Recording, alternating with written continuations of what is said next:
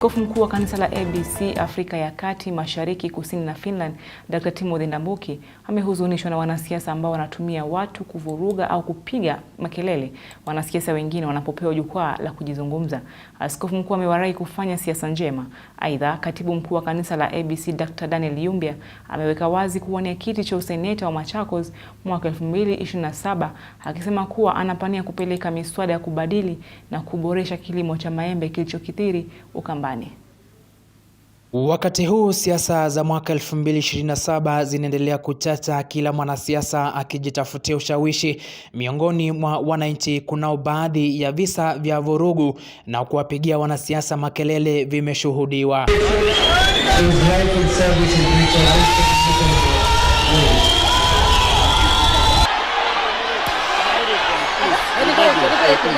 Askofu mkuu wa kanisa la ABC Afrika ya Kati, Mashariki, Kusini na Finland, Dr. Timothy Ndambuki amehuzunishwa na ukosefu wa kuvumiliana baina ya wanasiasa, hasa katika hafla mbalimbali, baadhi yao wakisafirisha wahalifu, kuwazomea na kuwavuruga wapinzani, akiwataka kupiga siasa za amani. Tusome haya, kumbe wanasiasa wameleta ngumzi. Yani sometimes wanasiasa mna adabu. Na wanafikiria ni werevu sana, lakini kama hapa no siasa. Nilishangaa wakimdharau former governor Mutua. Kama wewe unaona saa ingine but Yumbia ukiingia hiyo siasa umbievu kama deacon, lakini with the principles.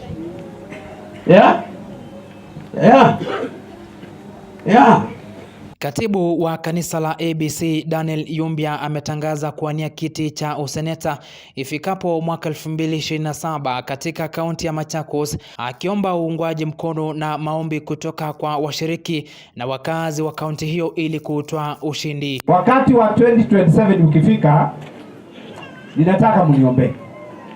Nataka mniombee kwa sababu askofu mkuu alipokuwa akihubiri aliniguza na akanipa honyo. Akaniambia, wewe deacon, kwa sababu sauti imesikika kwamba utaomba kiti, na nitaomba kiti cha seneta wa Machakos, usijaribu kufanya kama wale wengine. Mimi nataka mniombe kwanza, wakati huo niombe kura kwa utulivu, nisiweze kutusi mtu yeyote, niongee ukweli. Kwa hivyo mimi nataka mniombe. Hilo ni maombi naomba wa Kristo. Aidha, Yumbia amesema iwapo atachaguliwa kuwa seneta wa kaunti hiyo, atawasilisha miswada bungeni itakayohakikisha kilimo cha maembe kinakuwa na kuboreka, huku pia kikiwafaidi wakulima wa maeneo ya Ukambani. Wale wageni wetu ambao mmetoka huko kwenu Eldoret, huko kuna kilimo cha mahindi kingi sana kuliko huko kwetu. Na huko kwetu mimi nikienda Senate tunapanda sana maembe, wala wakulima wakubwa sana wa maembe. Kwa hivyo nikienda huko nitapeleka mswada bungeni, na mswada wangu utakuwa kwamba maembe yapewe parastato kama vile tunakuanga na Sugar Board of Kenya. Tukue na board ambayo inashughulikia maembe ili tujengewe factory hapa kwetu ili tuweze kuuza maembe yaache kuharibika. Kwa hivyo mniombee kwa sababu niko na maono. Walizungumza haya katika hafla ya mazishi ya Johnson Muinde eneo la Kang'etha, Vyulia, kaunti ya Machakos.